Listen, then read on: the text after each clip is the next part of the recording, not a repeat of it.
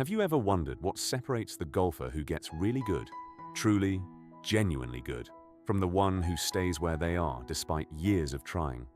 It isn't talent, not entirely. There are extraordinarily talented golfers who never fulfill what they were given. It isn't money.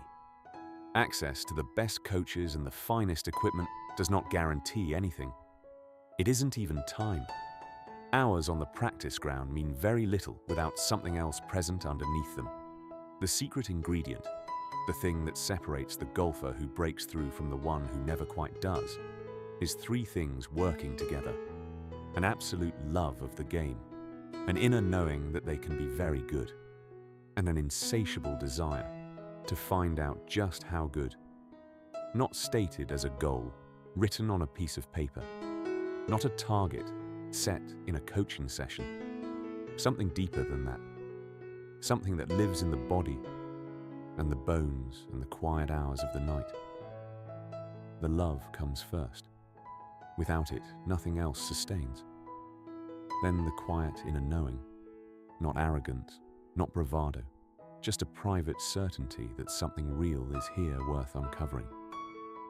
And from those two things, the insatiable desire.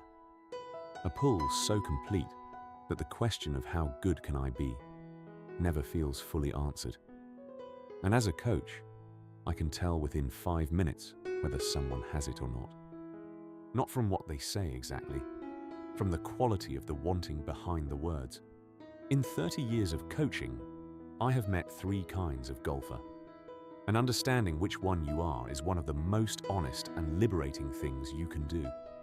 The first golfer plays for the pure love of it, the walk in the fresh air, the company of friends, the quiet beauty of the course on a still morning.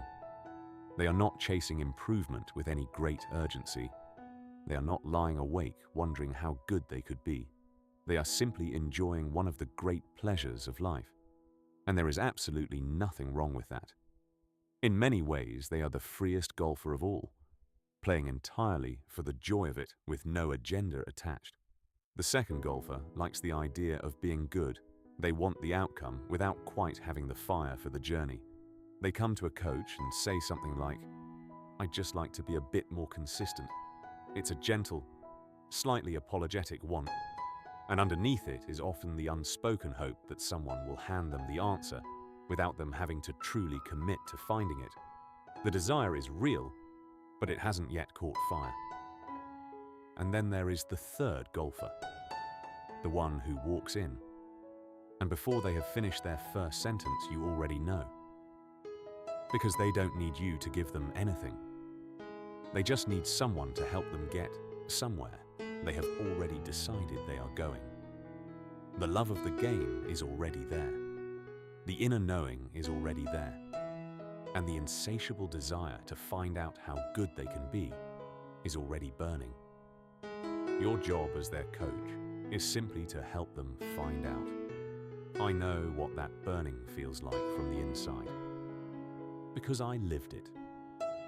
When I was a young player, my parents never had to tell me to go and practice. The question was never whether to go. It was simply, when can I get there? I couldn't sleep at night, not from anxiety or worry, but because the game was so alive in my mind that switching off felt almost impossible. Shots replaying, situations turning over. The quiet obsession of someone who has found the thing that makes them feel most alive. After a long day on the course, practicing, playing, applying everything, I would come home exhausted. Genuinely, physically, and mentally spent. And then 12 hours later, without fail, the desire would be completely replenished. Not manufactured, not forced. Just there again, burning just as bright as it had the morning before. That is what the burning desire actually feels like. Not discipline, not willpower, not forcing yourself to do something because you should. A pull so complete that the question of whether to go was never really asked. I am not sharing this to romanticize obsession or suggest everyone should feel this way about golf.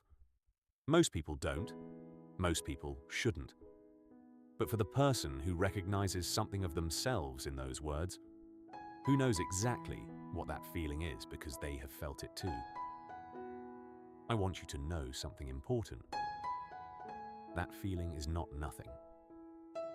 It is pointing at something real. And it deserves to be taken seriously. But here is what I want to say to the golfer who listens to all of this and thinks, that's not me. I enjoy golf, but I have never felt that kind of burning desire for it. That is perfectly fine. More than fine. The burning desire does not have to live in golf. It does not have to live in anything you pursue professionally or competitively, or with any ambition attached to it at all. It just has to be real. Perhaps for you it lives in something else entirely. The painting you lose yourself in on a Sunday morning. 3 hours passing like 20 minutes.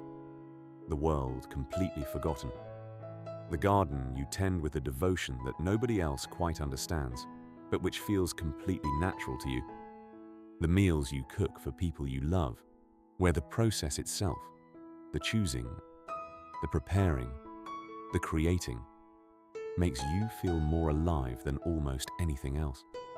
These are not lesser versions of the burning desire. They are the same thing at a different temperature, the same quality of aliveness, the same sense of being pulled rather than pushed, the same feeling of doing something that matters, not because anyone told you it should, but because something inside you simply knows. You do not have to be a professional at it. You do not have to be the best. You do not have to justify it to anyone or turn it into anything beyond what it already is. You just have to find it. And when you find it, give it the time and the space and the respect it deserves. So here is the question worth sitting with. What is the thing in your life that you do not need to be motivated to pursue? The thing that pulls you rather than pushes you. The thing you would do even if nobody was watching, even if nobody ever knew, even if it led nowhere beyond the doing of it itself. For some people, that thing is golf. For others, it is something else entirely. For some, it hasn't been found yet, which is not a failure, but simply an invitation to keep looking with genuine curiosity. The golfer who plays purely for the love of the walk and the company of friends has found their version of it. The golfer with the love, the inner knowing, and the insatiable desire. They have found theirs. Both are living from something real. The only version of this that leads somewhere hollow is the one where you spend your time and energy pursuing something you don't actually love, chasing an outcome that was never truly yours to chase. Find what makes you feel most alive. It doesn't need a certificate or a trophy or a career.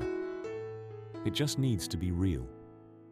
That feeling, quiet or burning, gentle or fierce, is pointing at something worth following.